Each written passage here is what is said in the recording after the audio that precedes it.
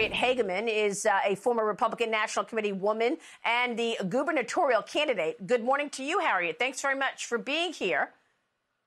Good morning, Maria. Thank you for having me. President Donald Trump has endorsed you. Cheney recently said her re-election bid in Wyoming will be the most important House contest in the country in 2022. Do you agree?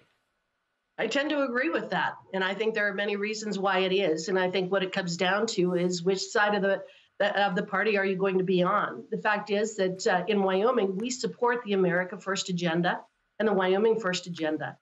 Donald Trump won Wyoming by over 70% of the vote. And I would argue that he's probably more popular today than he was last November. And so I think that what is being laid out here in the race between Liz Cheney and I is which side of the party is going to prevail. And I believe that it's the conservative side that believes in America first, believes in closed borders, believes in law and order and states' rights and those sorts of things. So I tend to agree. It's a very important race coming up this next year. Well, look, we know that the House is likely going for the GOP. The Senate is a question. I want to show you these senators that are up for invulnerable Senate seats. Get your take on how important this upcoming Build Back Better vote will be. These are four toss-ups 2022 Senate contests where Democrats are up for re-election and they are vulnerable. That's why we just heard from Marsha Blackburn, who said there are more senators than just Joe Manchin and Kyrsten Sinema who are against this policy. Give us your thoughts on the current policy, Harriet, and what your priorities would be in the House. Well, the Build Back Better proposal is not anything of the sort. It's actually, it would be a terrible disaster for the United States of America.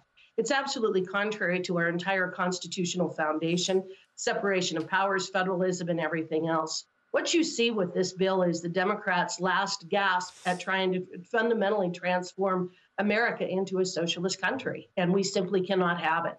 I am hoping that there are more than just one or two Democrat senators who are willing to step up and actually protect the United States from the catastrophe that is coming out of the House. The way I view this is that the Republicans' responsibility right now is to do everything in our power to stop the radical Democrats from destroying our country. I want to ask you about energy. Wyoming is a leading energy state. We'll come back with more. Harriet Hageman is with me right after this short break. Well, welcome back, and I am back with Harriet Hageman, who is challenging Wyoming Congresswoman Liz Cheney in Wyoming's 2022 primary race. Harriet, I want to get your take on Wyoming and the obvious energy production, a leader in energy for the country. On day one of Joe Biden's presidency, he canceled the XL pipeline, and now he is begging OPEC and blaming the oil companies for the price of gasoline. We are headed into the most expensive Thanksgiving we've seen in a long time, with the national average gasoline price all the way up to $3.40 a gallon. Your thoughts on energy policy in Wyoming? Well, Maria, again, Joe Biden has been an absolute disaster when it comes to energy poverty. I think that what you're seeing is energy policy has been a disaster for Wyoming and the country.